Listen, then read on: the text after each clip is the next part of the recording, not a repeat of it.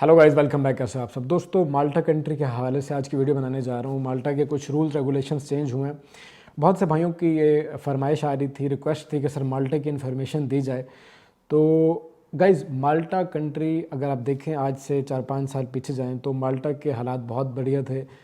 Income बहुत बढ़िया थी माल्टा में। स्टिल इनकम बहुत अच्छी है माल्टा के अंदर, वो उसमें कोई शक नहीं है। माल्टा के अंदर जो लोग आ रहे हैं वो बहुत पैसा कमा रहे हैं और वीज़ा रेशो भी अभी तक बहुत अच्छी जा रही थी। रिसेंटली जो इमिग्रेशन ने अपने कुछ रूल्स रेगुलेशंस चेंज किए हैं तो उसके अंदर अब पहले ये होता था कि अगर आप विजिटर या टूरिस्ट वीज़ा पर भी माल्टा जाते थे तो आप अपने उस टूरिस्ट वीज़ा को वर्क परमिट में कन्वर्ट करवा सकते थे या वर्क वीज़ा ले सकते थे आप माल्टा के अंदर रहते हुए। अब ये कानून बंद हो चुका है, ख़त्म हो चुका है। और अगर अब आपको कोई एजेंट ये कहे कि भेज रहा है कि आप टूरिस्ट वीज़ा पे आप माल्टा जाने के बाद वहाँ पे आपका वर्क परमिट हो जाएगा, तो ये फ्रॉड हो रहा है आपके साथ। क्योंकि अब इमिग्रेशन जो माल्टा की इमिग्रेशन है वो अब टूरिस्ट वीज़ा को वर्क वीज़ा में कन्वर्ट कभी भी नहीं करेगी। ये चीज़ अब बंद हो चुकी है। सेकंड कि माल्टा के अंदर जो अभी तक हमारे कंट्रीज़ के लोग काम कर रहे थे, इंडियन, नेपाली, पाकिस्तानी। इंडियन सबसे ज़्यादा थे, उसके बाद नेपाली और भी कंट्रीज़ के लोग हैं। पाकिस्तानियों की तादाद बहुत कम है माल्टा में। तो अभी तक जो लोग काम कर रहे थे माल्टा में, मेजॉरिटी जो लोग थे 90% लोग फूड डिलीवरी का काम करते थे।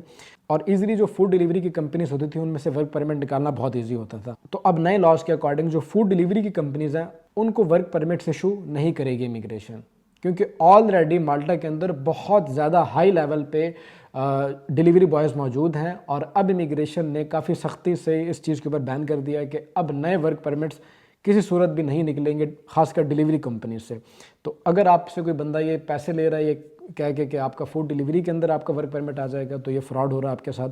इमिग्रेशन अब मज़ीद वर्क परमिट से इशू नहीं करेगी। इसकी मेन रीज़न क्या लगी है? मेन रीज़न इसकी ये है कि इमिग्रेशन के पास बहुत ज़्यादा ऐसे डॉक्यूमेंट्स गए हैं जिनके अंदर फेक हाउस कॉन्ट्रैक्ट्स गए हैं इमिग्रेशन के पास, फेक रेजिडेंस कार्ड बना के दिए गए हैं लोगों को, फेक बिजनेस कार्ड्स बना के दिए गए हैं।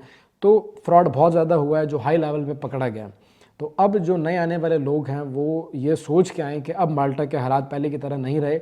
अब पीआर लेना माल्टा में अब इम्पॉसिबल, ये चीज़ अब ख़त्म हो गई है। अब आपको माल्टा में पीआर भी नहीं मिलेगी।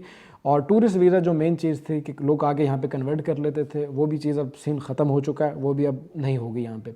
और जो आप लोग आते थे यहाँ पे 99% लोग ही तकरीबन फूड डिलीवरी के काम पे आके अपना वर्क परमिट ले लेते थे और फिर वो यहाँ पे काम करते थे। लेकिन अब इमिग्रेशन ने इस चीज़ के ऊपर बिल्कुल बैन कर दिया। आपको फूड डिलीवरी की कंपनी के अंदर वर्क परमिट नहीं मिलेगा। हाँ, और जो फील्ड्स हैं, अगर आपको होटल के अंदर कोई जॉब मिल रही है या टूरिज्म मैनेजमेंट के अंदर आपको वर्क परमिट मिल रहा है तो वो आपको मिल सकता है, स्टिल वो अवेलेबल है।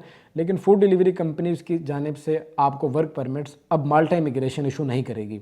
अगर कोई एजेंट आपसे पैसे ले रहा है तो वो आपके साथ फ्रॉड कर रहा है, ठीक है। इसके अलावा आपको ये बताता चलूँ गाइस कि माल्टा के अब हालात पहले की तरह बिल्कुल नहीं रहे।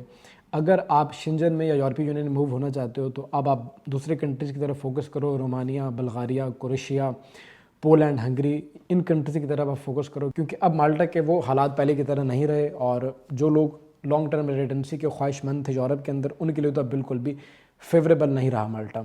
तो ये एक छोटी सी वीडियो थी उन भाइयों के लिए जो माल्टा की इन्फॉर्मेशन चाहते थे। उम्मीद करता हूँ कि वीडियो से आपको काफ़ी फ़ायदा हासिल होगा। अगर वीडियो अच्छी लगी हो तो वीडियो को लाइक कीजिएगा। आपको कोई भी कमेंट, आपका कोई सवाल हो तो आप फेसबुक पे, टिकटॉक, इंस्टाग्राम और आप हमारी ईमेल पे आप हमसे रब्ता कर सकते हैं। इसी के साथ अब ज़ीशान आसिम को दीजिएगा इजाज़त। मिलते हैं इसी तरह की किसी अगली वीडियो में, तब तक के लिए टेक केयर, अल्लाह हाफ़िज़।